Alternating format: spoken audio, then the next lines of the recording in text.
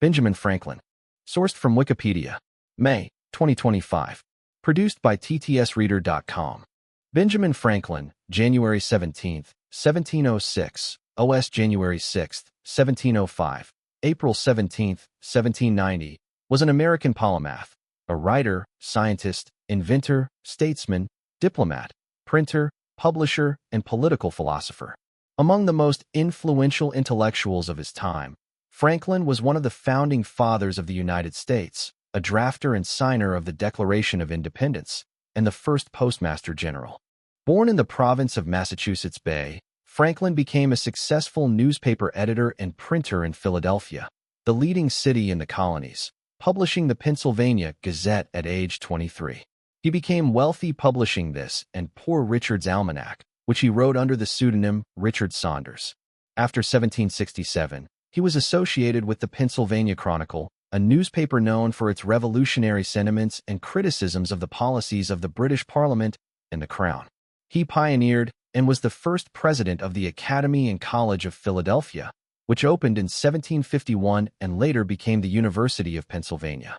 He organized and was the first secretary of the American Philosophical Society and was elected its president in 1769. He was appointed Deputy Postmaster General for the British colonies in 1753, which enabled him to set up the first national communications network. Franklin was active in community affairs and colonial and state politics, as well as national and international affairs. He became a hero in America when, as an agent in London for several colonies, he spearheaded the repeal of the unpopular Stamp Act by the British Parliament. An accomplished diplomat, he was widely admired as the first U.S. ambassador to France and was a major figure in the development of positive Franco-American relations. His efforts proved vital in securing French aid for the American Revolution. From 1785 to 1788, he served as president of Pennsylvania.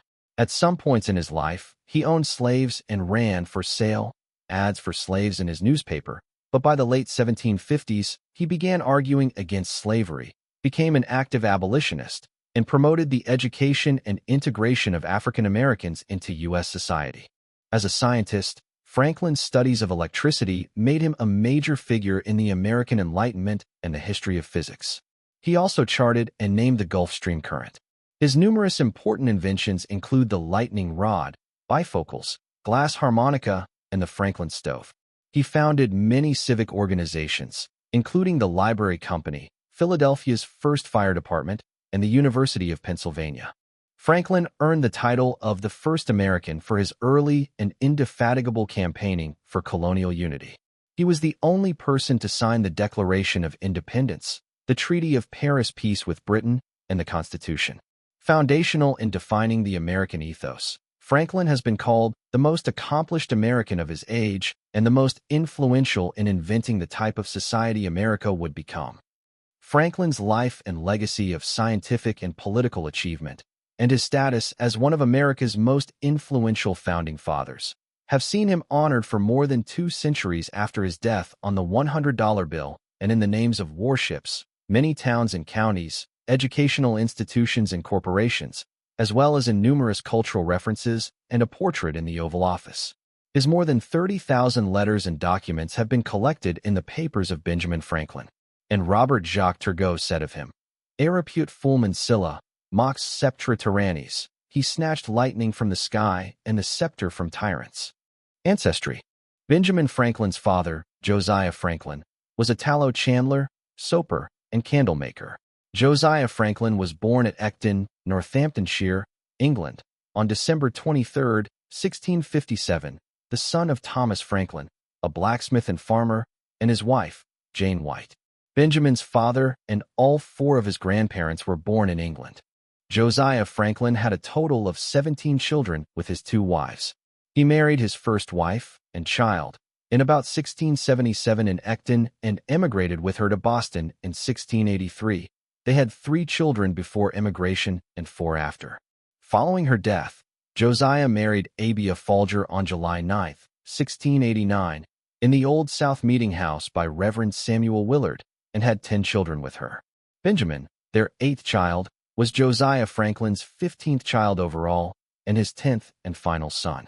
Benjamin Franklin's mother, Abia, was born in Nantucket, Massachusetts Bay Colony, on August 15, 1667, to Peter Folger, a miller and schoolteacher, and his wife, Mary Morell Folger, a former indentured servant.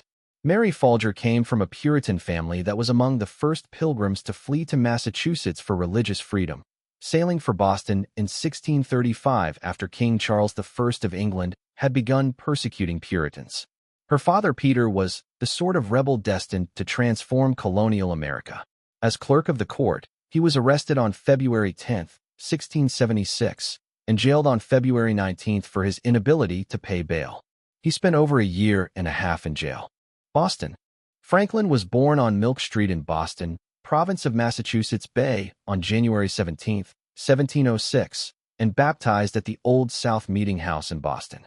As a child growing up along the Charles River, Franklin recalled that he was generally the leader among the boys. Franklin's father wanted him to attend school with the clergy, but only had enough money to send him to school for 2 years. He attended Boston Latin School, but did not graduate. He continued his education through voracious reading. Although his parents talked of the church as a career for Franklin, his schooling ended when he was 10. He worked for his father for a time, and at 12 he became an apprentice to his brother James, a printer, who taught him the printing trade. When Benjamin was 15, James founded the New England Courant, which was the third newspaper founded in Boston. When denied the chance to write a letter to the paper for publication, Franklin adopted the pseudonym of Silence Dogood, a middle-aged widow. Mrs. Dogood's letters were published and became a subject of conversation around town. Neither James nor the Courant's readers were aware of the ruse, and James was unhappy with Benjamin when he discovered the popular correspondent was his younger brother. Franklin was an advocate of free speech from an early age. When his brother was jailed for 3 weeks in 1722 for publishing material unflattering to the governor, young Franklin took over the newspaper and had Mrs. Dogood proclaim, quoting Cato's letters, "Without freedom of thought there can be no such thing as wisdom and no such thing as public liberty without freedom of speech." Franklin left his apprenticeship without his brother's permission, and in so doing became a fugitive. Moves to Philadelphia and London. At age 17, Franklin ran away to Philadelphia, seeking a new start in a new city. When he first arrived, he worked in several printing shops there, but he was not satisfied by the immediate prospects in any of these jobs. After a few months, while working in one printing house, Pennsylvania Governor Sir William Keith convinced him to go to London, ostensibly to acquire the equipment necessary for establishing another newspaper in Philadelphia. Discovering that Keith's promises of backing a newspaper were empty, he worked as a typesetter in a printer's shop in what is today the Lady Chapel of Church of St. Bartholomew the Great in the Smithfield area of London, which had at that time been deconsecrated. He returned to Philadelphia in 1726 with the help of Thomas Denham, an English merchant who had emigrated but returned to England, and who employed Franklin as a clerk, shopkeeper, and bookkeeper in his business. Junto and Library. In 1727, at age 21, Franklin formed the Junto, a group of like-minded aspiring artisans and tradesmen who hoped to improve themselves while they improved their community. The Junto was a discussion group for issues of the day. It subsequently gave rise to many organizations in Philadelphia. The Junto was modeled after English coffee houses that Franklin knew well and which had become the center of the spread of Enlightenment ideas in Britain. Reading was a great pastime of the Junto, but books were rare and expensive. The members created a library, initially assembled from their own books, after Franklin wrote, "A proposition was made by me that since our books were often referred to in our disquisitions upon the inquiries, it might be convenient for us to have them all together where we met, that upon occasion they might be consulted, and by thus clubbing our books to a common library, we should, while we lick to keep them together, have each of us the advantage of using the books of all the other members, which would be nearly as beneficial as if each owned the whole." This did not suffice, however. Franklin conceived the idea of a subscription library, which would pool the funds of the members to buy books for all to read. This was the birth of the Library Company of Philadelphia, whose charter he composed in 1731. Newspaperman. Upon Denham's death, Franklin returned to his former trade. In 1728, he set up a printing house in partnership with Hugh Meredith. The following year, he became the publisher of the Pennsylvania Gazette, a newspaper in Philadelphia. The Gazette gave Franklin a forum for agitation about a variety of local reforms and initiatives through printed essays and observations. Over time, his commentary and his adroit cultivation of a positive image as an industrious and intellectual young man earned him a great deal of social respect. But even after he achieved fame as a scientist and statesman, he habitually signed his letters with the unpretentious B. Franklin, printer. In 1732, he published the first German-language newspaper in America, Die Philadelphische Zeitung, although it failed after only 1 year, because 4 other newly founded German papers quickly dominated the newspaper market. Franklin also printed Moravian religious books in German. He often visited Bethlehem, Pennsylvania, staying at the Moravian Sun Inn. In a 1751 pamphlet on demographic growth and its implications for the 13 colonies, he called the Pennsylvania Germans Palatine Boers, who could never acquire the complexion of Anglo-American settlers, and referred to blacks and tawnies as weakening the social structure of the colonies. Although he apparently reconsidered shortly thereafter, and the phrases were omitted from all later printings of the pamphlet, his views may have played a role in his political defeat in 1764. According to Ralph Frasca, Franklin promoted the printing press as a device to instruct colonial Americans in moral virtue. Frasca argues he saw this as a service to God, because he understood moral virtue in terms of actions. Thus, doing good provides a service to God. Despite his own moral lapses, Franklin saw himself as uniquely qualified to instruct Americans in morality. He tried to influence American moral life through the construction of a printing network based on a chain of partnerships from the Carolinas to New England. He thereby invented the first newspaper chain. It was more than a business venture, for like many publishers, he believed that the press had a public service duty. When he established himself in Philadelphia, shortly before 1730, the town boasted 2 wretched little news sheets, Andrew Bradford's The American Weekly Mercury and Samuel Keimer's Universal Instructor in All Arts and Sciences, and Pennsylvania Gazette. This instruction in all arts and sciences consisted of weekly extracts from Chambers's Universal Dictionary. Franklin quickly did away with all of this when he took over the Instructor and made it the Pennsylvania Gazette. The Gazette soon became his characteristic organ, which he freely used for satire, for the play of his wit, even for sheer excess of mischief or of fun. From the first, he had a way of adapting his models to his own uses. The series of essays called The Busybody, which he wrote for Bradford's American Mercury in 1729, followed the general Addisonian form, already modified to suit homelier conditions. The thrifty Patience, in her busy little shop, complaining of the useless visitors who waste her valuable time, is related to the women who address Mr. Spectator. The busybody himself is a true censor morum, as Isaac Bickerstaff had been in the Tatler. And a number of the fictitious characters, Rydentius, Eugenius, Cato, and Credico, represent traditional 18th-century classicism. Franklin even used this classical framework for contemporary satire, as seen in the character of Credico, this sour philosopher, who is clearly a caricature of his rival, Samuel Keimer.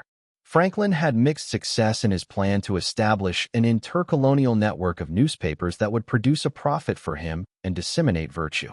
Over the years, he sponsored 24 printers in Pennsylvania, South Carolina, New York, Connecticut, and even the Caribbean. By 1753, 8 of the 15 English-language newspapers in the colonies were published by him or his partners. He began in Charleston, South Carolina, in 1731. After his second editor died, the widow, Elizabeth Timothy, took over and made it a success. She was one of the colonial era's first woman printers. For 3 decades, Franklin maintained a close business relationship with her and her son Peter Timothy, who took over the South Carolina Gazette in 1746. The Gazette was impartial in political debates, while creating the opportunity for public debate, which encouraged others to challenge authority. Timothy avoided blandness and crude bias, and, after 1765, increasingly took a patriotic stand in the growing crisis with Great Britain. Franklin's Connecticut Gazette, 1755-68, however, proved unsuccessful. As the Revolution approached, political strife slowly tore his network apart. Freemasonry. In 1730 or 1731, Franklin was initiated into the local Masonic lodge. He became a Grand Master in 1734, indicating his rapid rise to prominence in Pennsylvania. The same year, he edited and published the first Masonic book in the Americas, a reprint of James Anderson's Constitutions of the Freemasons. He was the secretary of St. John's Lodge in Philadelphia from 1735 to 1738. In January 1738, Franklin appeared as a witness in a manslaughter trial against two men who killed a simple-minded apprentice named Daniel Rees in a fake Masonic initiation gone wrong. One of the men threw, or accidentally spilled, the burning spirits, and Daniel Rees died of his burns 2 days later. While Franklin did not directly participate in the hazing that led to Rees' death, he knew of the hazing before it turned fatal and did nothing to stop it. He was criticized for his inaction in the American Weekly Mercury by his publishing rival Andrew Bradford. Ultimately, Franklin replied in his own defense in the Gazette. Franklin remained a Freemason for the rest of his life. Common-law marriage to Deborah Reed. At age 17 in 1723, Franklin proposed to 15-year-old Deborah Reed while a boarder in the Reed home.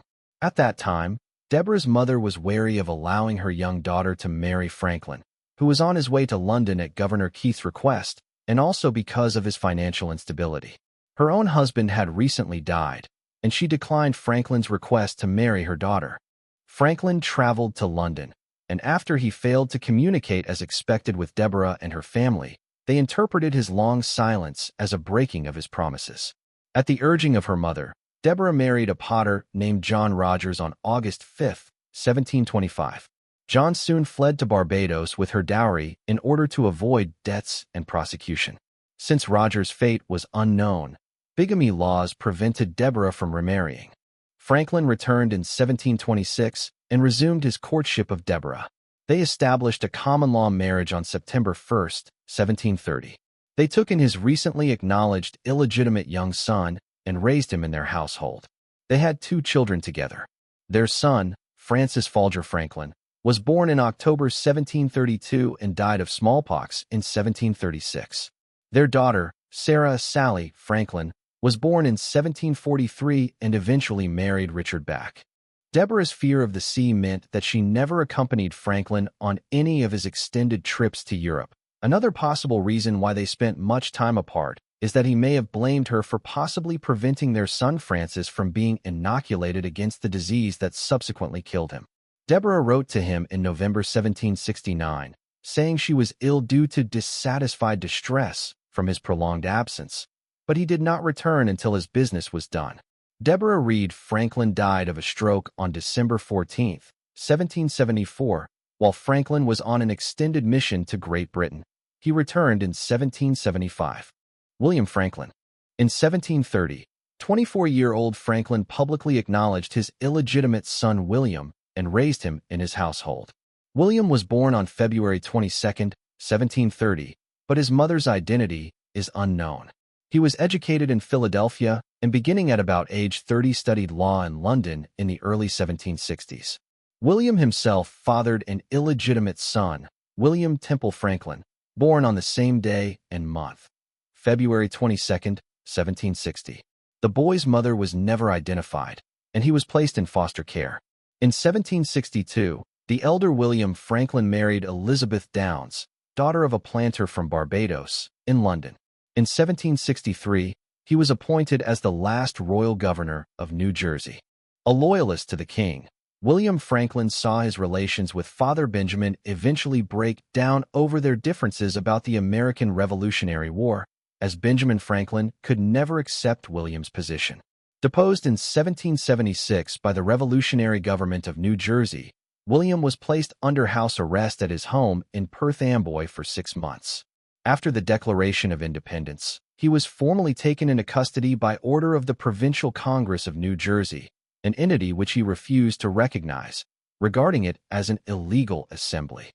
He was incarcerated in Connecticut for 2 years, in Wallingford and Middletown, and, after being caught surreptitiously engaging Americans into supporting the Loyalist cause, was held in solitary confinement at Litchfield for 8 months.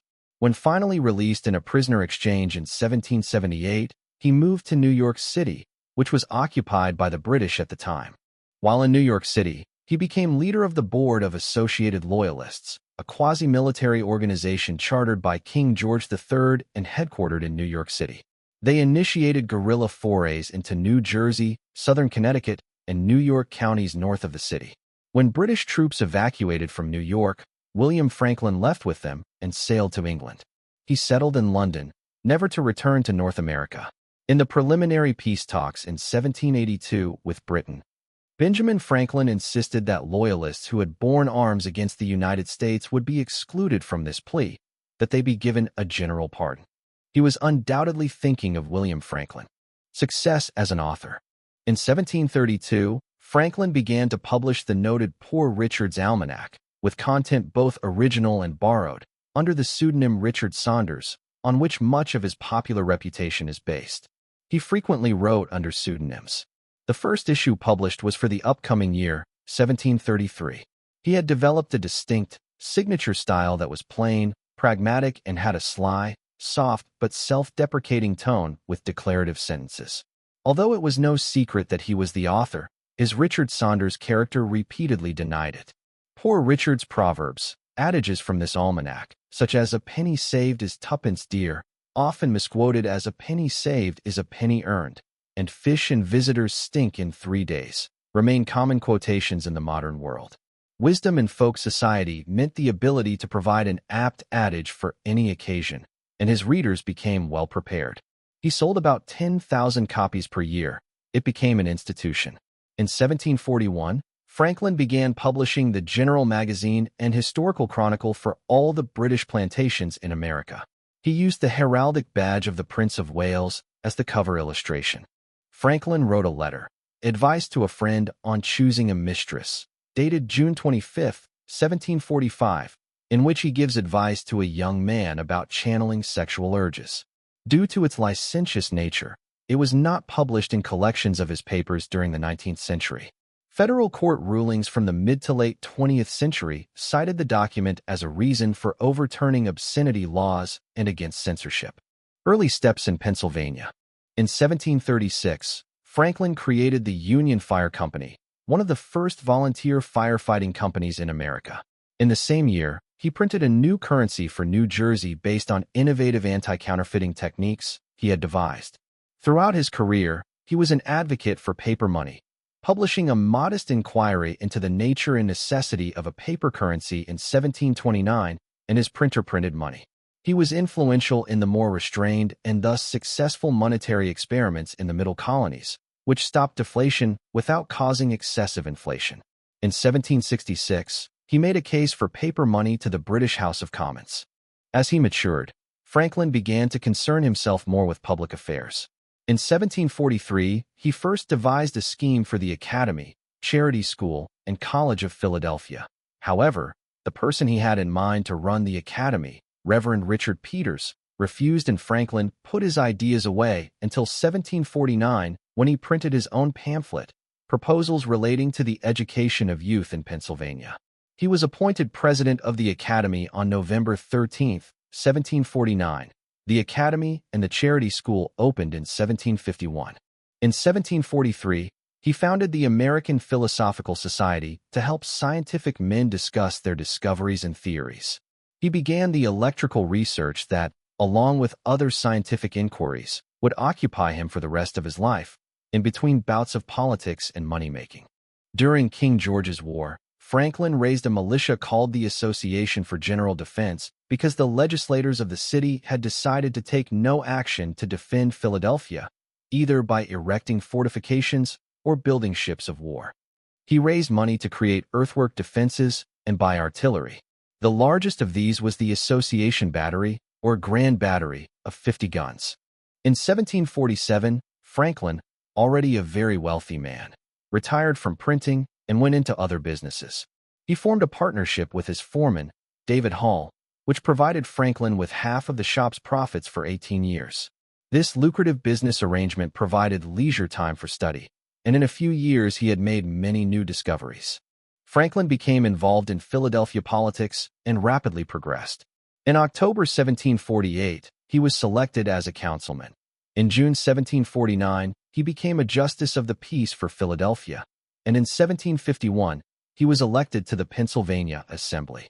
On August 10, 1753, he was appointed Deputy Postmaster General of British North America. His service in domestic politics included reforming the postal system, with mail sent out every week. In 1751, Franklin and Thomas Bond obtained a charter from the Pennsylvania legislature to establish a hospital. Pennsylvania Hospital was the first hospital in the colonies. In 1752, Franklin organized the Philadelphia Contribution Ship, the colony's first homeowners insurance company. Between 1750 and 1753, the educational triumvirate of Franklin, Samuel Johnson of Stratford, Connecticut, and schoolteacher William Smith built on Franklin's initial scheme and created what Bishop James Madison, president of the College of William and Mary, called a new model, plan, or style of American college. Franklin solicited, printed in 1752, and promoted an American textbook of moral philosophy by Samuel Johnson, titled Elementa Philosophica, to be taught in the new colleges. In June 1753, Johnson, Franklin, and Smith met in Stratford.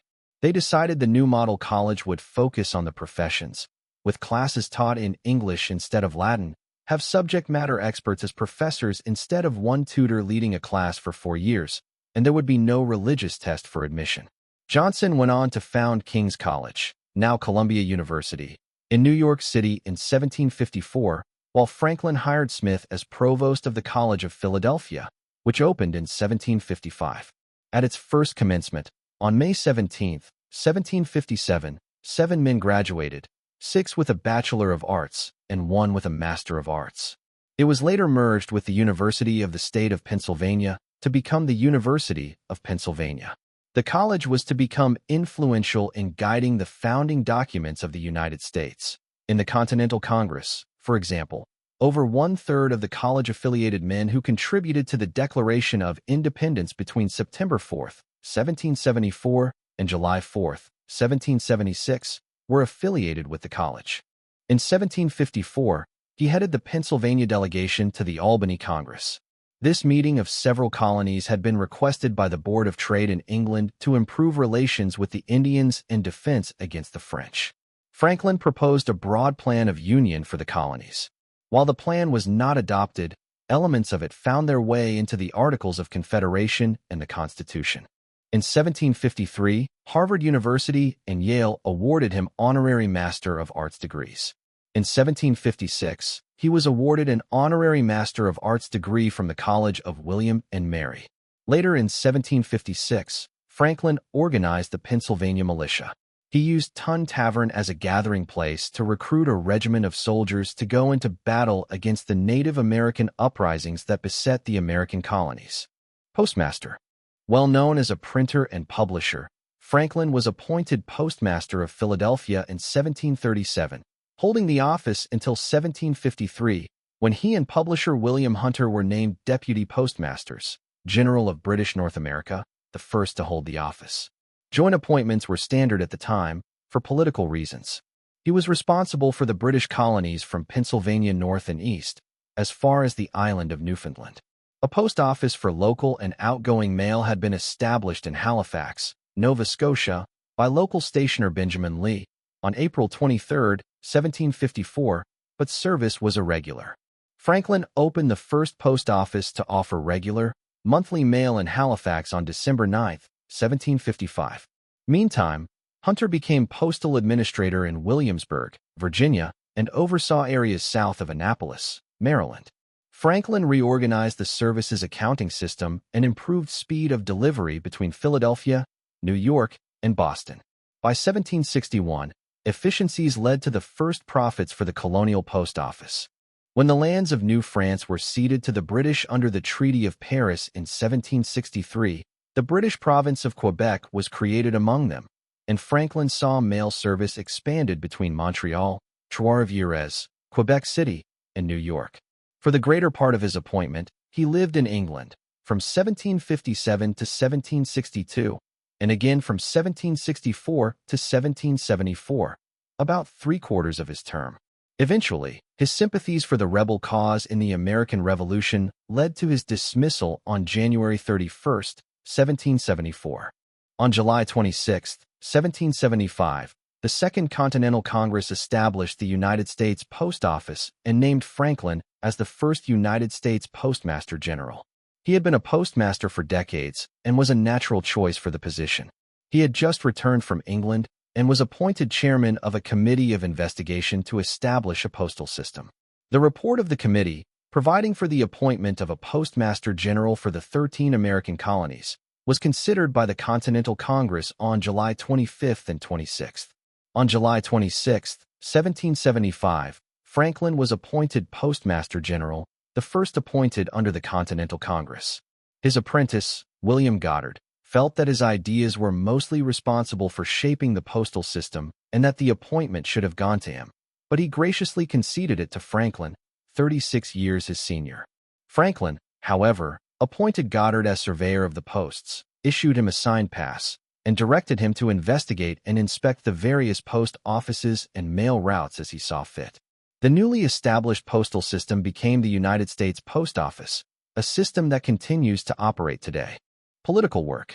In 1757, he was sent to England by the Pennsylvania Assembly as a colonial agent to protest against the political influence of the Penn family, the proprietors of the colony. He remained there for 5 years, striving to end the proprietors' prerogative to overturn legislation from the elected assembly and their exemption from paying taxes on their land. His lack of influential allies in Whitehall led to the failure of this mission. At this time, many members of the Pennsylvania Assembly were feuding with William Penn's heirs, who controlled the colony as proprietors. After his return to the colony, Franklin led the anti-proprietary party in the struggle against the Penn family and was elected Speaker of the Pennsylvania House in May 1764. His call for a change from proprietary to royal government was a rare political miscalculation. However, Pennsylvanians worried that such a move would endanger their political and religious freedoms. Because of these fears, and because of political attacks on his character, Franklin lost his seat in the October 1764 Assembly elections. The anti-proprietary party dispatched him to England again to continue the struggle against the Penn family proprietorship. During this trip, events drastically changed the nature of his mission. In London, Franklin opposed the 1765 Stamp Act. Unable to prevent its passage, he made another political miscalculation and recommended a friend to the post of stamp distributor for Pennsylvania. Pennsylvanians were outraged, believing that he had supported the measure all along, and threatened to destroy his home in Philadelphia. Franklin soon learned of the extent of colonial resistance to the Stamp Act, and he testified during the House of Commons proceedings that led to its repeal.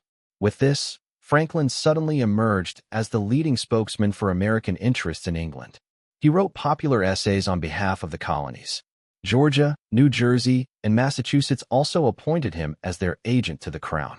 During his lengthy missions to London between 1757 and 1775, Franklin lodged in a house on Craven Street, just off the Strand in central London.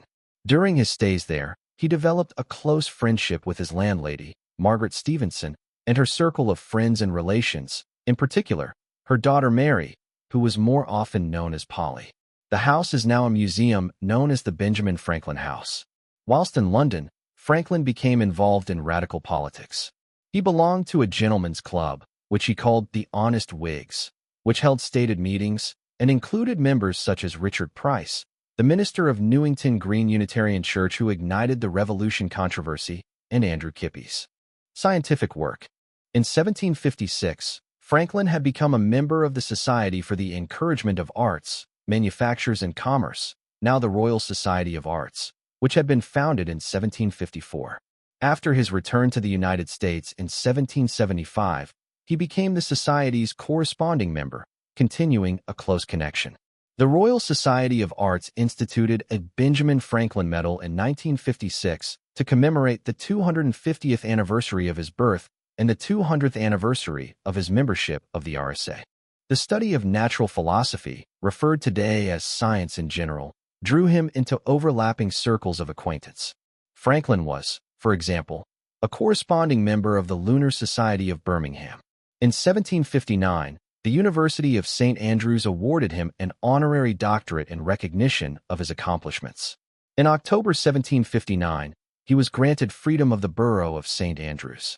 He was also awarded an honorary doctorate by Oxford University in 1762. Because of these honors, he was often addressed as Dr. Franklin. While living in London in 1768, he developed a phonetic alphabet in a scheme for a new alphabet and a reformed mode of spelling. This reformed alphabet discarded 6 letters he regarded as redundant, C, J, Q, W, X, and Y, and substituted 6 new letters for sounds he felt lacked letters of their own. This alphabet never caught on, and he eventually lost interest. Returned to London and travels in Europe. From the mid-1750s to the mid-1770s, Franklin returned to England and spent much of his time in London, using the city as a base from which to travel. In 1771, he made short journeys through different parts of England, staying with Joseph Priestley at Leeds, Thomas Percival at Manchester, and Erasmus Darwin at Lichfield. In Scotland, he spent 5 days with Lord Kames near Stirling and stayed for 3 weeks with David Hume in Edinburgh. In 1759, he visited Edinburgh with his son and later reported that he considered his 6 weeks in Scotland 6 weeks of the densest happiness I have met with in any part of my life. In Ireland, he stayed with Lord Hillsborough. Franklin noted of him that all the plausible behavior I have described is meant only by patting and stroking the horse to make him more patient, while the reins are drawn tighter and the spurs set deeper into his sides. In Dublin, Franklin was invited to sit with the members of the Irish Parliament rather than in the gallery. He was the first American to receive this honor. While touring Ireland, he was deeply moved by the level of poverty he witnessed. The economy of the Kingdom of Ireland was affected by the same trade regulations and laws that governed the 13 colonies. He feared that the American colonies could eventually come to the same level of poverty if the regulations and laws continued to apply to them. Franklin spent 2 months in German lands in 1766, but his connections to the country stretched across a lifetime. He declared a debt of gratitude to German scientist Otto von Guericke for his early studies of electricity. Franklin also co-authored the first treaty of friendship between Prussia and America in 1785. In September 1767, he visited Paris with his usual traveling partner, Sir John Pringle, 1st Baronet. News of his electrical discoveries was widespread in France. His reputation meant that he was introduced to many influential scientists and politicians, and also to King Louis XV. Defending the American cause. One line of argument in Parliament was that Americans should pay a share of the costs of the French and Indian War, and therefore taxes should be levied on them. Franklin became the American spokesman in highly publicized testimony in Parliament in 1766. He stated that Americans already contributed heavily to the defense of the empire. He said local governments had raised, outfitted, and paid 25,000 soldiers to fight France, as many as Great Britain itself sent, and spent many millions from American treasuries doing so in the French and Indian War alone. In 1772, Franklin obtained private letters of Thomas Hutchinson and Andrew Oliver, governor and lieutenant governor of the province of Massachusetts Bay, proving that they had encouraged the Crown to crack down on Bostonians. Franklin sent them to North America, where they escalated tensions. The letters were finally leaked to the public in the Boston Gazette in mid-June 1773, causing a political firestorm in Massachusetts and raising significant questions in England. The British began to regard him as the fomenter of serious trouble. Hopes for a peaceful solution ended as he was systematically ridiculed and humiliated by Solicitor General Alexander Wedderburn before the Privy Council on January 29, 1774. He returned to Philadelphia in March 1775 and abandoned his accommodationist stance. In 1773, Franklin published 2 of his most celebrated pro-American satirical essays, Rules by Which a Great Empire May Be Reduced to a Small One, and An Edict by the King of Prussia. Agent for British and Hellfire Club membership. Franklin is known to have occasionally attended the Hellfire Club's meetings during 1758 as a non-member during his time in England. However, some authors and historians would argue he was in fact a British spy. As there are no records left, having been burned in 1774, many of these members are just assumed or linked by letters sent to each other. One early proponent that Franklin was a member of the Hellfire Club and a double agent is the historian Donald McCormick, who has a history of making controversial claims. Coming of Revolution. In 1763, soon after Franklin returned to Pennsylvania from England for the first time, the western frontier was engulfed in a bitter war known as Pontiac's Rebellion. The Paxton Boys, a group of settlers convinced that the Pennsylvania government was not doing enough to protect them from American Indian raids, murdered a group of peaceful Susquehannock Indians and marched on Philadelphia. Franklin helped to organize a local militia to defend the capital against the mob. He met with the Paxton leaders and persuaded them to disperse. Franklin wrote a scathing attack against the racial prejudice of the Paxton Boys. "If an Indian injures me," he asked, "does it follow that I may revenge that injury on all Indians?" He provided an early response to British surveillance through his own network of counter-surveillance and manipulation. He waged a public relations campaign, secured secret aid, played a role in privateering expeditions, and churned out effective and inflammatory propaganda. Declaration of Independence. By the time Franklin arrived in Philadelphia on May 5, 1775, after his second mission to Great Britain, the American Revolution had begun at the battles of Lexington and Concord the previous month, on April 19, 1775. The New England militia had forced the main British army to remain inside Boston. The Pennsylvania Assembly unanimously chose Franklin as their delegate to the Second Continental Congress. In June 1776, he was appointed a member of the Committee of Five that drafted the Declaration of Independence. Although he was temporarily disabled by gout and unable to attend most meetings of the committee, he made several small but important changes to the draft sent to him by Thomas Jefferson. "They all hang together," saying ascribed to Franklin at the signing, is probably apocryphal. He reportedly replied to John Hancock when Hancock stated that they must all hang together. "Yes, we must, indeed, all hang together, or most assuredly we shall all hang separately." Carl Van Doren in Benjamin Franklin's autobiographical writings writes that the person who said this was most likely Richard Penn, former governor of Pennsylvania, replying to a member of Congress who had said, "They must all hang together." "If you do not, gentlemen," said Mr. Penn, "one can tell you that you will be very apt to hang separately." Ambassador to France, 1776 to 1785. On October 26, 1776, Franklin was dispatched to France as commissioner for the United States. He took with him as secretary his 16-year-old grandson, William Temple Franklin. They lived in a home in the Parisian suburb of Passy, donated by Jacques Donatien Le Ray de Chaumont, who supported the United States. Franklin remained in France until 1785. He conducted the affairs of his country toward the French nation with great success, which included securing a critical military alliance in 1778 and signing the 1783 Treaty of Paris.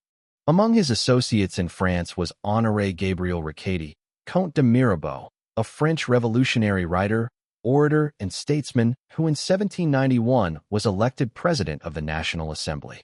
In July 1784, Franklin met with Mirabeau and contributed anonymous materials that the Frenchman used in his first signed work, Considerations sur l'ordre de Cincinnatus.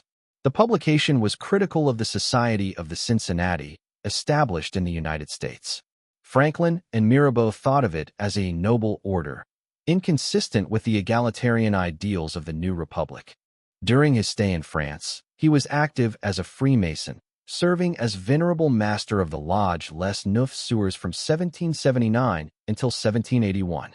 In 1784, when Franz Mesmer began to publicize his theory of animal magnetism, which was considered offensive by many, Louis XVI appointed a commission to investigate it.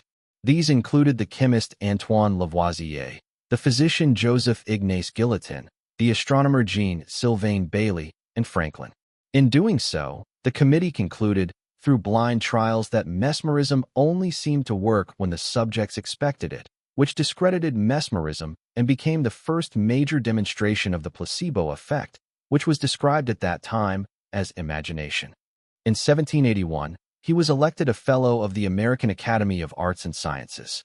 Franklin's advocacy for religious tolerance in France contributed to arguments made by French philosophers and politicians that resulted in Louis XVI's signing of the Edict of Versailles in November 1787. This edict effectively nullified the Edict of Fontainebleau, which had denied non-Catholic civil status and the right to openly practice their faith. Franklin also served as American minister to Sweden, although he never visited that country.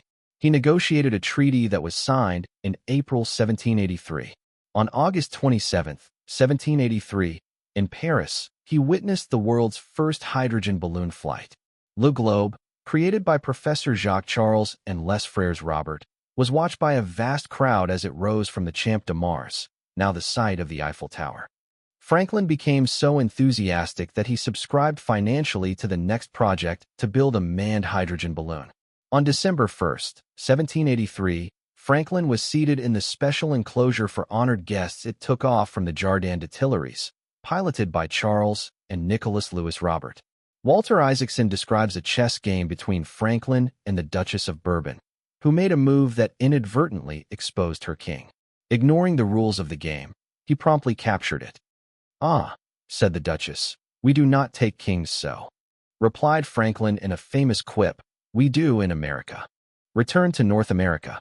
When he returned home in 1785, Franklin occupied a position second only to that of George Washington as the champion of American independence.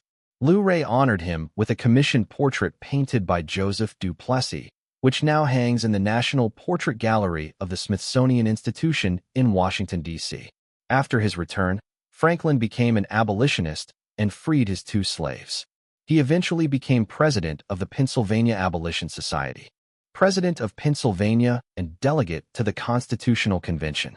Special balloting conducted October 18, 1785, unanimously elected him the 6th president of the Supreme Executive Council of Pennsylvania, replacing John Dickinson. The office was practically that of the governor. He held that office for slightly over 3 years, longer than any other, and served the constitutional limit of 3 full terms. Shortly after his initial election, he was re-elected to a full term on October 29, 1785, and again in the fall of 1786 and on October 31, 1787. In that capacity, he served as host to the Constitutional Convention of 1787 in Philadelphia. He also served as a delegate to the convention. It was primarily an honorary position, and he seldom engaged in debate. According to James McHenry, Elizabeth Willing Powell asked Franklin what kind of government they had wrought. He replied, "A republic, madam, if you can keep it." Death. Franklin suffered from obesity throughout his middle age and elder years, which resulted in multiple health problems, including gout, which worsened as he aged. In poor health during the signing of the U.S. Constitution in 1787, he was rarely seen in public after then until his death. Franklin died from pleuritic attack at his home in Philadelphia on April 17, 1790, at age 84.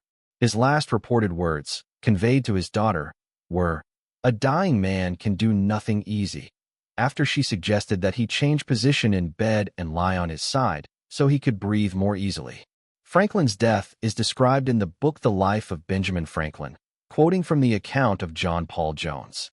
When the pain and difficulty of breathing entirely left him, and his family were flattering themselves with the hopes of his recovery, when an impisthume, which had formed itself in his lungs, suddenly burst and discharged a quantity of matter, which he continued to throw up while he had power.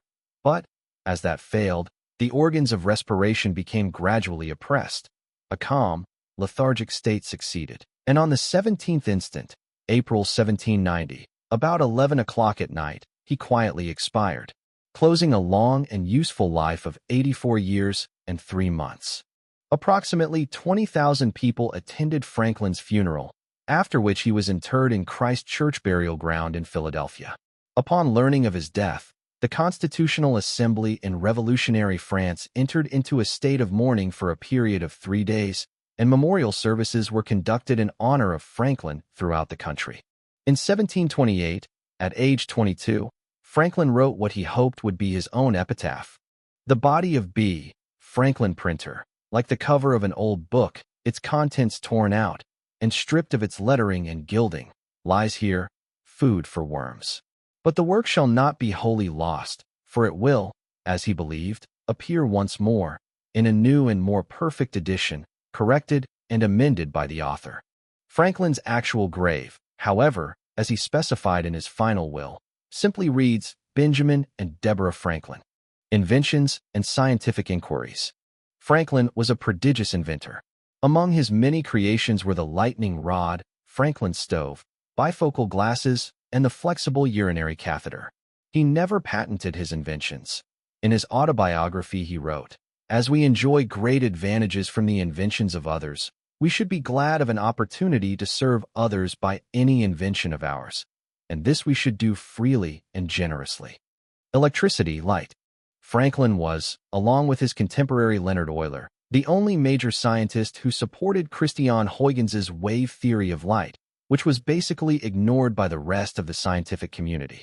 In the 18th century, Isaac Newton's corpuscular theory was held to be true. It took Thomas Young's well-known slit experiment in 1803 to persuade most scientists to believe Huygens' theory. Franklin started exploring the phenomenon of electricity in the 1740s, after he met the itinerant lecturer Archibald Spencer, who used static electricity in his demonstrations. He proposed that vitreous and resinous electricity were not different types of electrical fluid, as electricity was called then, but the same fluid under different pressures. The same proposal was made independently that same year by William Watson. He was the first to label them as positive and negative respectively, which replaced the then current distinction made between vitreous and resinous electricity, and he was the first to discover the principle of conservation of charge. In 1748, he constructed a multiple plate capacitor that he called an electrical battery, not a true battery like Volta's pile, by placing 11 panes of glass sandwiched between lead plates, suspended with silk cords, and connected by wires. In pursuit of more pragmatic uses for electricity, remarking in spring 1749 that he felt chagrined a little that his experiments had heretofore resulted in nothing in this way of use to mankind, Franklin planned a practical demonstration. He proposed a dinner party where a turkey was to be killed via electric shock and roasted on an electrical spit. After having prepared several turkeys this way, he noted that the birds killed in this manner eat uncommonly tender. Franklin recounted that in the process of one of these experiments, he was shocked by a pair of Leyden jars, resulting in numbness in his arms that persisted for one evening, noting, "I am ashamed to have been guilty of so notorious a blunder." Franklin briefly investigated electrotherapy, including the use of the electric bath. This work led to the field becoming widely known. In recognition of his work with electricity, he received the Royal Society's Copley Medal in 1753, and in 1756, he became one of the few 18th-century Americans elected a Fellow of the Society. The CGS unit of electric charge has been named after him. 1 Franklin, Fr, is equal to 1 Stack-Coulomb. Franklin advised Harvard University in its acquisition of new electrical laboratory apparatus after the complete loss of its original collection, in a fire that destroyed the original Harvard Hall in 1764. The collection he assembled later became part of the Harvard Collection of Historical Scientific Instruments, now on public display in its Science Center. Kite experiment and lightning rod. Franklin published a proposal for an experiment to prove that lightning is electricity by flying a kite in a storm. On May 10, 1752, Thomas François Dalibard of France conducted Franklin's experiment using a 40-foot-tall, 12 m, iron rod instead of a kite, and he extracted electrical sparks from a cloud. On June 15, 1752, Franklin may possibly have conducted his well-known kite experiment in Philadelphia, successfully extracting sparks from a cloud. He described the experiment in his newspaper, the Pennsylvania Gazette, on October 19, 1752, without mentioning that he himself had performed it. This account was read to the Royal Society on December 21 and printed as such in the Philosophical Transactions. Joseph Priestley published an account with additional details in his 1767 History and Present Status of Electricity. Franklin was careful to stand on an insulator, keeping dry under a roof to avoid the danger of electric shock. Others, such as George Wilhelm Richmann in Russia, were indeed electrocuted in performing lightning experiments during the months immediately following his experiment. In his writings, Franklin indicates that he was aware of the dangers and offered alternative ways to demonstrate that lightning was electrical, as shown by his use of the concept of electrical ground. He did not perform this experiment in the way that is often pictured in popular literature, flying the kite and waiting to be struck by lightning, as it would have been dangerous. Instead, he used the kite to collect some electric charge from a storm cloud, showing that lightning was electrical. On October 19, 1752, in a letter to England with directions for repeating the experiment, he wrote, "When rain has wet the kite twine so that it can conduct the electric fire freely, you will find it streams out plentifully from the key at the approach of your knuckle, and with this key a file, or Leyden jar, may be charged, and from electric fire thus obtained spirits may be kindled, and all other electric experiments may be performed which are usually done by the help of a rubber glass globe or tube, and therefore the sameness of the electrical matter with that of lightning, completely demonstrated." Franklin's electrical experiments led to his invention of the lightning rod. He said that conductors with a sharp rather than a smooth point could discharge silently and at a far greater distance. He surmised that this could help protect buildings from lightning by attaching upright rods of iron, made sharp as a needle and gilt to prevent rusting, and from the foot of those rods a wire down the outside of the building into the ground. Would not these pointed rods probably draw the electrical fire silently out of a cloud before it came nigh enough to strike, and thereby secure us from that most sudden and terrible mischief? Following a series of experiments on Franklin's own house, lightning rods were installed on the Academy of Philadelphia, later the University of Pennsylvania, and the Pennsylvania State House, later Independence Hall, in 1752. Though Franklin is famously associated with kites from his lightning experiments, he has also been noted by many for using kites to pull humans and ships across waterways. George Pocock, in the book A Treatise on the Aeroplastic Art, or Navigation in the Air, by means of kites, or buoyant sails, noted being inspired by Benjamin Franklin's traction of his body by kite power across a waterway. Thermodynamics. Franklin noted a principle of refrigeration by observing that on a very hot day, he stayed cooler in a wet shirt in a breeze than he did in a dry one. To understand this phenomenon more clearly, he conducted experiments. In 1758, on a warm day in Cambridge, England, he and fellow scientist John Hadley experimented by continually wetting the ball of a mercury thermometer with ether and using bellows to evaporate the ether. With each subsequent evaporation, the thermometer read a lower temperature, eventually reaching 7 degrees Fahrenheit minus 14 degrees Celsius. Another thermometer showed that the room temperature was constant at 65 degrees Fahrenheit 18 degrees Celsius. In his letter Cooling by Evaporation, Franklin noted that one may see the possibility of freezing a man to death on a warm summer's day. In 1761, Franklin wrote a letter to Mary Stevenson describing his experiments on the relationship between color and heat absorption. He found that darker color clothes got hotter when exposed to sunlight than lighter color clothes, an early demonstration of blackbody thermal radiation. One experiment he performed consisted of placing square pieces of cloth of various color out in the snow on a sunny day. He waited some time and then measured that the black pieces sank furthest into the snow of all the colors, indicating that they got the hottest and melted the most snow. According to Michael Faraday, Franklin's experiments on the non-conduction of ice are worth mentioning. Although the law of the general effect of liquefaction on electrolytes is not attributed to Franklin. However, as reported in 1836 by Franklin's great-grandson Alexander Dallas Back of the University of Pennsylvania, the law of the effect of heat on the conduction of bodies otherwise non-conductors, for example, glass, could be attributed to Franklin. Franklin wrote, "A certain quantity of heat will make some bodies good conductors that will not otherwise conduct. And again, and water, though naturally a good conductor, will not conduct well when frozen into ice." Oceanography and hydrodynamics. As deputy postmaster, Franklin became interested in North Atlantic Ocean circulation patterns.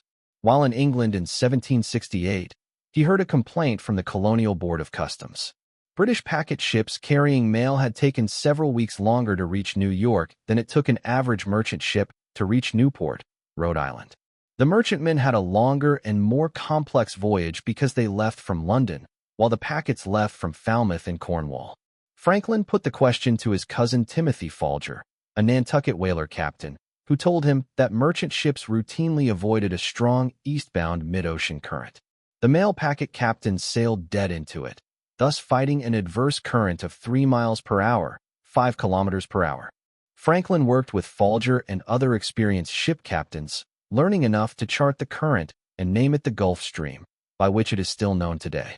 Franklin published his Gulf Stream chart in 1770 in England, where it was ignored.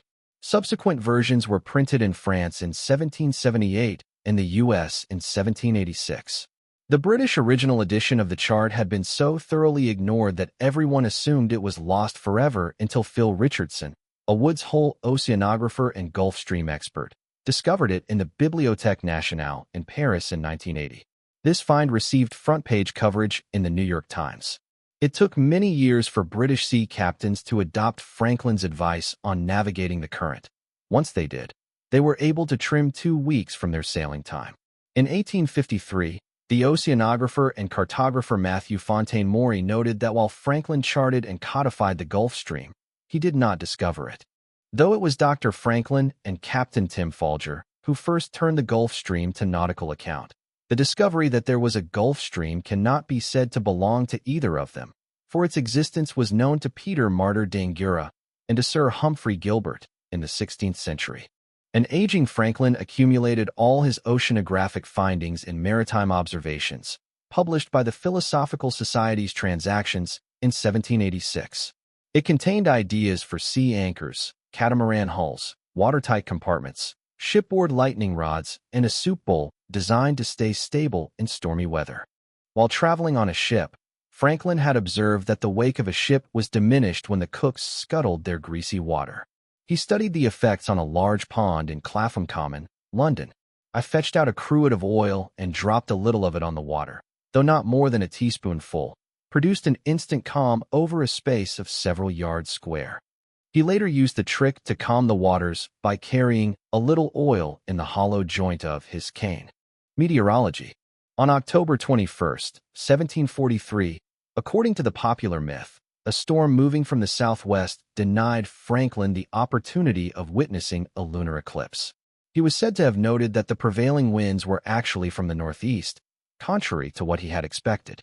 In correspondence with his brother, he learned that the same storm had not reached Boston until after the eclipse, despite the fact that Boston is to the northeast of Philadelphia.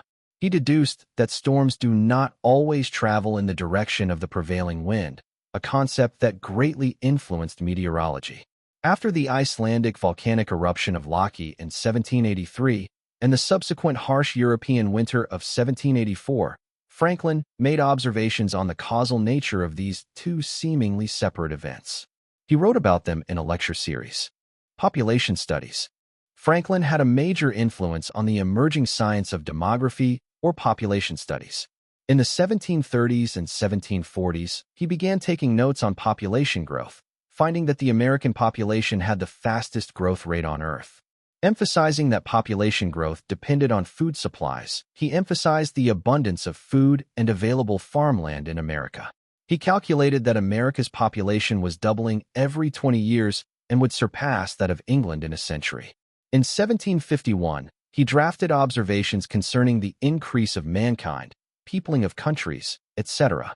4 years later, it was anonymously printed in Boston and was quickly reproduced in Britain, where it influenced the economist Adam Smith and later the demographer Thomas Malthus, who credited Franklin for discovering a rule of population growth. Franklin's predictions on how British mercantilism was unsustainable alarmed British leaders who did not want to be surpassed by the colonies, so they became more willing to impose restrictions on the colonial economy. Kamen, 1990, and Drake, 2011, say Franklin's observations concerning the increase of mankind, 1755, stands alongside Ezra Stiles' Discourse on Christian Union, 1760, as the leading works of 18th-century Anglo-American demography. Drake credits Franklin's wide readership and prophetic insight. Franklin was also a pioneer in the study of slave demography, as shown in his 1755 essay. In his capacity as a farmer, he wrote at least one critique about the negative consequences of price controls, trade restrictions, and subsidy of the poor. This is succinctly preserved in his letter to the London Chronicle published November 29, 1766, titled, On the Price of Corn and Management of the Poor. Decision-making. In a 1772 letter to Joseph Priestley, Franklin laid out the earliest known description of the pro and con list, a common decision-making technique, now sometimes called a decisional balance sheet. My way is to divide half a sheet of paper by a line into two columns, writing over the one pro and over the other con. Then during 3 or 4 days' consideration, I put down under the different heads short hints of the different motives that at different times occur to me for or against the measure. When I have thus got them all together in one view, I endeavor to estimate their respective weights, and where I find two, one on each side, that seem equal, I strike them both out. If I find a reason pro equal to some 2 reasons con, I strike out the 3. If I judge some 2 reasons con equal to some 3 reasons pro, I strike out the 5. And thus proceeding, I find at length where the balance lies. And if after a day or two of farther consideration nothing new that is of importance occurs on either side, I come to a determination accordingly. Views on religion, morality, and slavery. Like the other advocates of republicanism, Franklin emphasized that the new republic could survive only if the people were virtuous. All his life, he explored the role of civic and personal virtue, as expressed in Poor Richard's aphorisms. He felt that organized religion was necessary to keep men good to their fellow men, but rarely attended religious services himself.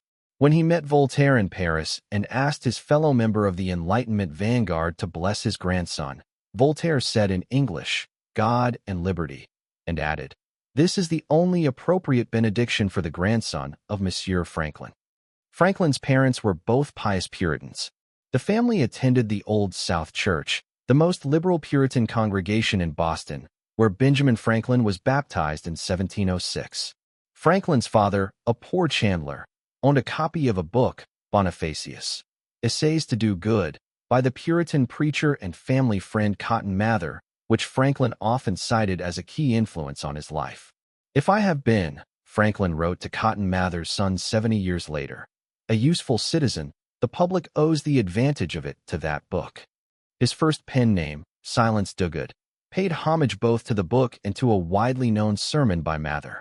The book preached the importance of forming voluntary associations to benefit society. Franklin learned about forming do-good associations from Mather, but his organizational skills made him the most influential force in making voluntarism an enduring part of the American ethos. Franklin formulated a presentation of his beliefs and published it in 1728. He no longer accepted the key Puritan ideas regarding salvation, the divinity of Jesus, or indeed much religious dogma. He classified himself as a deist in his 1771 autobiography, although he still considered himself a Christian. He retained a strong faith in a God as the wellspring of morality and goodness in man, and as a providential actor in history responsible for American independence. At a critical impasse during the Constitutional Convention in June 1787, he attempted to introduce the practice of daily common prayer with these words: "In the beginning of the contest with Britain, when we were sensible of danger, we had daily prayer in this room for the divine protection. Our prayers, sir, were heard, and they were graciously answered. All of us who were engaged in the struggle must have observed frequent instances of a superintending providence in our favor. And have we now forgotten that powerful friend? Or do we imagine that we no longer need his assistance?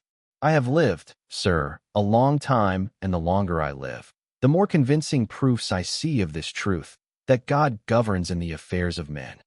I therefore beg leave to move, that henceforth prayers imploring the assistance of heaven, and its blessings on our deliberations, be held in this assembly every morning before we proceed to business, and that one or more of the clergy of this city be requested to officiate in that service." The motion gained almost no support and was never brought to a vote. Franklin was an enthusiastic admirer of the evangelical minister George Whitefield during the First Great Awakening. He did not himself subscribe to Whitefield's theology, but he admired Whitefield for exhorting people to worship God through good works. He published all of Whitefield's sermons and journals, thereby earning a lot of money and boosting the Great Awakening. When he stopped attending church, Franklin wrote in his autobiography, "Sunday being my studying day, I never was without some religious principles.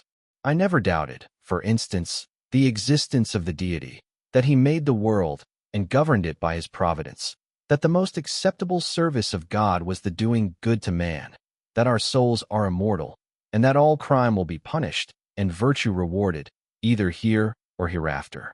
Franklin retained a lifelong commitment to the non-religious Puritan virtues and political values he had grown up with, and through his civic work and publishing, he succeeded in passing these values into the American culture permanently. He had a passion for virtue. These Puritan values included his devotion to egalitarianism, education, industry, thrift, honesty, temperance, charity, and community spirit. Thomas Kidd states, "As an adult, Franklin touted ethical responsibility, industriousness, and benevolence, even as he jettisoned Christian orthodoxy." The classical authors read in the Enlightenment period taught an abstract ideal of republican government based on hierarchical social orders of king, aristocracy, and commoners. It was widely believed that English liberties relied on their balance of power, but also hierarchical deference to the privileged class. Puritanism and the epidemic evangelism of the mid-18th century had created challenges to the traditional notions of social stratification by preaching that the Bible taught all men are equal, that the true value of a man lies in his moral behavior, not his class, and that all men can be saved. Franklin, steeped in Puritanism and an enthusiastic supporter of the evangelical movement, rejected the salvation dogma, but embraced the radical notion of egalitarian democracy. Franklin's commitment to teach these values was itself something he gained from his Puritan upbringing, with its stress on inculcating virtue and character in themselves and their communities. These Puritan values and the desire to pass them on were one of his quintessentially American characteristics and helped shape the character of the nation. Max Weber considered Franklin's ethical writings a culmination of the Protestant ethic, which ethic created the social conditions necessary for the birth of capitalism. One of his characteristics was his respect, tolerance, and promotion of all churches. Referring to his experience in Philadelphia, he wrote in his autobiography, "New places of worship were continually wanted, and generally erected by voluntary contribution. My mite for such purpose, whatever might be the sect, was never refused." He helped create a new type of nation that would draw strength from its religious pluralism. The evangelical revivalists who were active mid-century, such as Whitefield, were the greatest advocates of religious freedom, claiming liberty of conscience to be an inalienable right of every rational creature. Whitefield's supporters in Philadelphia, including Franklin, erected a large, new hall that could provide a pulpit to anyone of any belief. Franklin's rejection of dogma and doctrine and his stress on the God of ethics and morality and civic virtue made him the prophet of tolerance. He composed A Parable Against Persecution, an apocryphal 51st chapter of Genesis in which God teaches Abraham the duty of tolerance. While he was living in London in 1774, he was present at the birth of British Unitarianism, attending the inaugural session of the Essex Street Chapel, at which Theophilus Lindsay drew together the first avowedly Unitarian congregation in England. This was somewhat politically risky and pushed religious tolerance to new boundaries, as a denial of the doctrine of the Trinity was illegal until the 1813 Act. Although his parents had intended for him a career in the church, Franklin as a young man adopted the Enlightenment religious belief in deism, that God's truths can be found entirely through nature and reason, declaring, "I soon became a thorough deist." He rejected Christian dogma in a 1725 pamphlet, A Dissertation on Liberty and Necessity, Pleasure and Pain, which he later saw as an embarrassment, while simultaneously asserting that God is all-wise, all-good, all-powerful. He defended his rejection of religious dogma with these words, "I think opinions should be judged by their influences and effects, and if a man holds none that tend to make him less virtuous or more vicious, it may be concluded that he holds none that are dangerous, which I hope is the case with me." After the disillusioning experience of seeing the decay in his own moral standards, and those of two friends in London whom he had converted to deism, Franklin decided that deism was true, but it was not as useful in promoting personal morality as were the controls imposed by organized religion. Ralph Frasca contends that in his later life, he can be considered a non-denominational Christian, although he did not believe Christ was divine. In a major scholarly study of his religion, Thomas Kidd argues that Franklin believed that true religiosity was a matter of personal morality and civic virtue. Kidd says Franklin maintained his lifelong resistance to Orthodox Christianity while arriving finally at a doctrineless, moralized Christianity. According to David Morgan, Franklin was a proponent of generic religion. He prayed to powerful goodness and referred to God as the infinite. John Adams noted that he was a mirror in which people saw their own religion. The Catholics thought him almost a Catholic. The Church of England claimed him as one of them. The Presbyterians thought him half a Presbyterian, and the Friends believed him a wet Quaker. Adams himself decided that Franklin best fit among the atheists, deists, and libertines. Whatever else Franklin was, concludes Morgan, he was a true champion of generic religion. In a letter to Richard Price, Franklin states that he believes religion should support itself without help from the government, claiming, "When a religion is good, I conceive that it will support itself, and when it cannot support itself, and God does not take care to support, so that its professors are obliged to call for the help of the civil power, it is a sign, I apprehend, of its being a bad one." In 1790, just about a month before he died, Franklin wrote a letter to Ezra Stiles, president of Yale University, who had asked him his views on religion. "As to Jesus of Nazareth, my opinion of whom you particularly desire, I think the system of morals and his religion, as he left them to us, the best the world ever saw or is likely to see. But I apprehend it has received various corrupt changes, and I have, with most of the present dissenters in England, some doubts as to his divinity, though it is a question I do not dogmatize upon, having never studied it, and I think it needless to busy myself with it now, when I expect soon an opportunity of knowing the truth with less trouble. I see no harm, however, in its being believed, if that belief has the good consequence, as it probably has, of making his doctrines more respected and better observed, especially as I do not perceive that the Supreme takes it amiss, by distinguishing the unbelievers in his government of the world with any particular marks of his displeasure." On July 4, 1776, Congress appointed a 3-member committee composed of Franklin, Jefferson, and Adams to design the Great Seal of the United States. Franklin's proposal, which was not adopted, featured the motto, "Rebellion to tyrants is obedience to God," and a scene from the Book of Exodus he took from the frontispiece of the Geneva Bible, with Moses, the Israelites, the pillar of fire, and George III depicted as Pharaoh. The design that was produced was not acted upon by Congress, and the Great Seal's design was not finalized until a third committee was appointed in 1782. Franklin strongly supported the right to freedom of speech. In those wretched countries where a man cannot call his tongue his own, he can scarce call anything his own. Whoever would overthrow the liberty of a nation must begin by subduing the freeness of speech. Without freedom of thought there can be no such thing as wisdom, and no such thing as public liberty without freedom of speech, which is the right of every man. 13 Virtues. Franklin sought to cultivate his character by a plan of 13 virtues, which he developed at age 20, in 1726, and continued to practice in some form for the rest of his life. His autobiography lists his 13 virtues as. Franklin did not try to work on them all at once. Instead, he worked on only one each week, leaving all others to their ordinary chance. While he did not adhere completely to the enumerated virtues, and by his own admission he fell short of them many times, he believed the attempt made him a better man, contributing greatly to his success and happiness, which is why in his autobiography, he devoted more pages to this plan than to any other single point and wrote, "I hope, therefore, that some of my descendants may follow the example and reap the benefit." Slavery. Franklin's views and practices concerning slavery evolved over the course of his life. In his early years, Franklin owned 7 slaves, including 2 men who worked in his household and his shop, but in his later years became an adherent of abolition. A revenue stream for his newspaper was paid ads for the sale of slaves, and for the capture of runaway slaves, and Franklin allowed the sale of slaves in his general store. He later became an outspoken critic of slavery. In 1758, he advocated the opening of a school for the education of black slaves in Philadelphia. He took 2 slaves to England with him, Peter and King.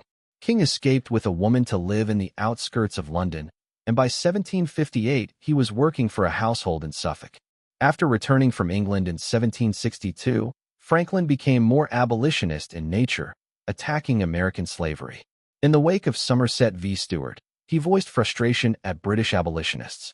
O Pharisaical Britain, to pride thyself in setting free a single slave that happens to land on thy coasts, while thy merchants in all thy ports are encouraged by thy laws to continue a commerce whereby so many hundreds of thousands are dragged into a slavery that can scarce be said to end with their lives, since it is entailed on their posterity. Franklin refused to publicly debate the issue of slavery at the 1787 Constitutional Convention. At the time of the American founding, there were about 500,000 slaves in the United States, mostly in the 5 southernmost states, where they made up 40% of the population. Many of the leading American founders, such as Thomas Jefferson, George Washington, and James Madison, owned slaves, but many others did not. Benjamin Franklin thought that slavery was an atrocious debasement of human nature and a source of serious evils. In 1787, Franklin and Benjamin Rush helped write a new constitution for the Pennsylvania Society for promoting the abolition of slavery, and that same year Franklin became president of the organization. In 1790, Quakers from New York and Pennsylvania presented their petition for abolition to Congress. Their argument against slavery was backed by the Pennsylvania Abolitionist Society. In his later years, as Congress was forced to deal with the issue of slavery, Franklin wrote several essays that stressed the importance of the abolition of slavery and of the integration of African Americans into American society. These writings included vegetarianism. Franklin became a vegetarian when he was a teenager apprenticing at a print shop, after coming upon a book by the early vegetarian advocate Thomas Tryon. In addition, he would have also been familiar with the moral arguments espoused by prominent vegetarian Quakers in the colonial-era province of Pennsylvania, including Benjamin Lay and John Woolman. His reasons for vegetarianism were based on health, ethics, and economy. When about 16 years of age, I happened to meet with a book written by one Tryon, recommending a vegetable diet. I determined to go into it. By not eating meat, I presently found that I could save half what my brother paid me. This was an additional fund for buying books, but I had another advantage in it. I made the greater progress from that greater clearness of head and quicker apprehension which usually attend temperance in eating and drinking. Franklin also declared the consumption of fish to be unprovoked murder. Despite his convictions, he began to eat fish after being tempted by fried cod on a boat sailing from Boston, justifying the eating of animals by observing that the fish's stomach contained other fish.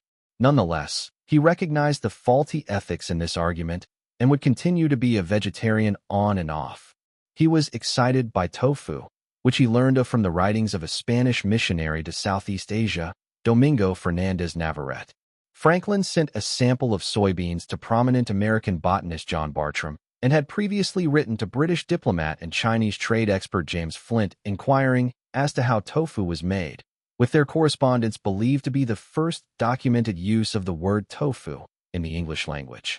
Franklin's second reply to Vindex Patriae, a 1766 letter advocating self-sufficiency and less dependence on England, lists various examples of the bounty of American agricultural products and does not mention meat.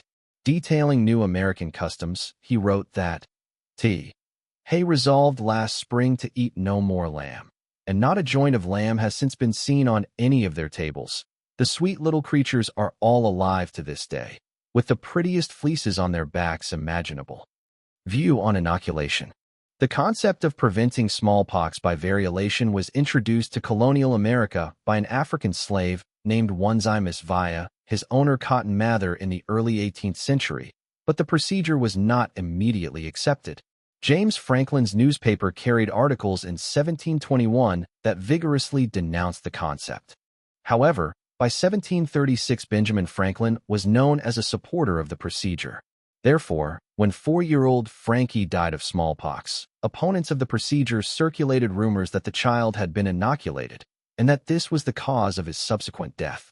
When Franklin became aware of this gossip, he placed a notice in the Pennsylvania Gazette stating, "I do hereby sincerely declare that he was not inoculated, but received the distemper in the common way of infection. I intended to have my child inoculated." The child had a bad case of flux diarrhea, and his parents had waited for him to get well before having him inoculated. Franklin wrote in his autobiography, "In 1736, I lost one of my sons, a fine boy of 4 years old, by the smallpox, taken in the common way. I long regretted bitterly, and still regret that I had not given it to him by inoculation. This I mention for the sake of parents who omit that operation, on the supposition that they should never forgive themselves if a child died under it. My example showing that the regret may be the same either way, and that, therefore, the safer should be chosen." Musical endeavors. Franklin is known to have played the violin, the harp, and the guitar. He also composed music, which included a string quartet in early classical style. While he was in London, he developed a much improved version of the glass harmonica, in which the glasses rotate on a shaft, with the player's fingers held steady, instead of the other way around. He worked with the London glassblower Charles James to create it, and instruments based on his mechanical version soon found their way to other parts of Europe. Joseph Haydn, a fan of Franklin's enlightened ideas, had a glass harmonica in his instrument collection. Wolfgang Amadeus Mozart composed for Franklin's glass harmonica, as did Beethoven. Gaetano Donizetti used the instrument in the accompaniment to Amelia's aria, Parce mi dica ancora, in the tragic opera Il Castello di Kenilworth, 1821, as did Camille Saint-Saëns in his 1886 The Carnival of the Animals. Richard Strauss calls for the glass harmonica in his 1917 Die, Frau und Schatten, and numerous other composers used Franklin's instrument as well. Chess. Franklin was an avid chess player. He was playing chess by around 1733, making him the first chess player known by name in the American colonies. His essay on the morals of chess in Columbian Magazine in December 1786 is the second known writing on chess in America. This essay in praise of chess and prescribing a code of behavior for the game has been widely reprinted and translated. He and a friend used chess as a means of learning the Italian language, which both were studying. The winner of each game between them had the right to assign a task, such as parts of the Italian grammar to be learned by heart, to be performed by the loser before their next meeting. Franklin was able to play chess more frequently against stronger opposition during his many years as a civil servant and diplomat in England, where the game was far better established than in America. He was able to improve his playing standard by facing more experienced players during this period. He regularly attended Old Slaughter's Coffee House in London for chess and socializing, making many important personal contacts.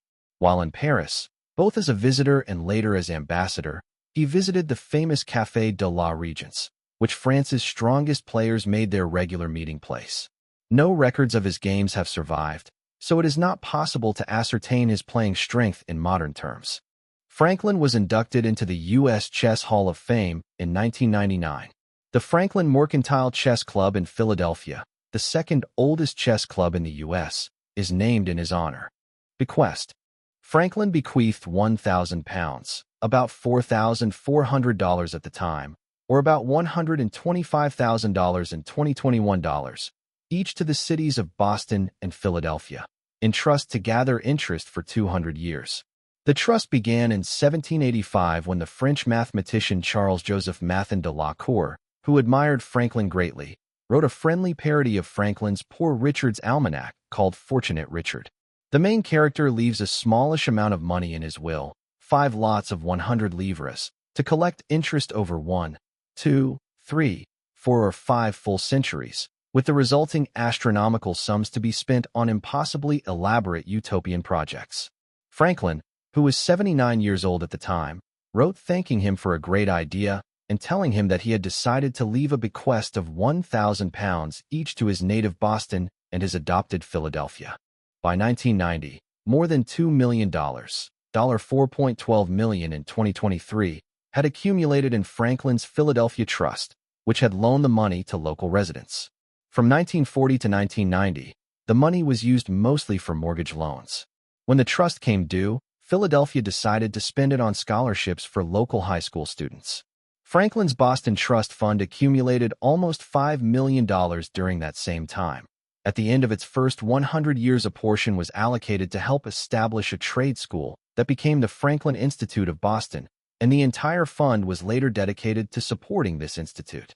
In 1787, a group of prominent ministers in Lancaster, Pennsylvania, proposed the foundation of a new college named in Franklin's honor. Franklin donated £200 towards the development of Franklin College, now called Franklin and Marshall College. Likeness and image. As the only person to have signed the Declaration of Independence in 1776, Treaty of Alliance with France in 1778, Treaty of Paris in 1783, and U.S. Constitution in 1787, Franklin is considered one of the leading founding fathers of the United States. His pervasive influence in the early history of the nation has led to his being jocularly called the only president of the United States who was never president of the United States. Franklin's likeness is ubiquitous. Since 1914, it has adorned American $100 bills. From 1948 to 1963, Franklin's portrait was on the half-dollar. He has appeared on a $50 bill and on several varieties of the $100 bill from 1914 and 1918. Franklin also appears on the $1,000 Series E savings bond. On April 12, 1976, as part of a bicentennial celebration, Congress dedicated a 20-foot, 6 m, tall marble statue in Philadelphia's Franklin Institute as the Benjamin Franklin National Memorial. Vice President Nelson Rockefeller presided over the dedication ceremony. Many of Franklin's personal possessions are on display at the Institute. In London, his house at 36 Craven Street, which is the only surviving former residence of Franklin, was first marked with a blue plaque and has since been opened to the public as the Benjamin Franklin House. In 1998, workmen restoring the building dug up the remains of 6 children and 4 adults hidden below the home. A total of 15 bodies have been recovered. The Friends of Benjamin Franklin House, the organization responsible for the restoration, note that the bones were likely placed there by William Hewson, who lived in the house for 2 years and who had built a small anatomy school at the back of the house. They note that while Franklin likely knew what Hewson was doing, he probably did not participate in any dissections because he was much more of a physicist than a medical man. He has been honored on U.S. postage stamps many times. The image of Franklin, the first Postmaster General of the United States, occurs on the face of U.S. postage more than any other American save that of George Washington. He appeared on the first U.S. postage stamp issued in 1847. From 1908 through 1923, the U.S. Post Office issued a series of postage stamps commonly referred to as the Washington-Franklin issues, in which Washington and Franklin were depicted many times over a 14-year period, the longest run of any one series in U.S. postal history. However, he only appears on a few commemorative stamps. Some of the finest portrayals of Franklin on record can be found on the engravings inscribed on the face of U.S. postage. Sourced from Wikipedia.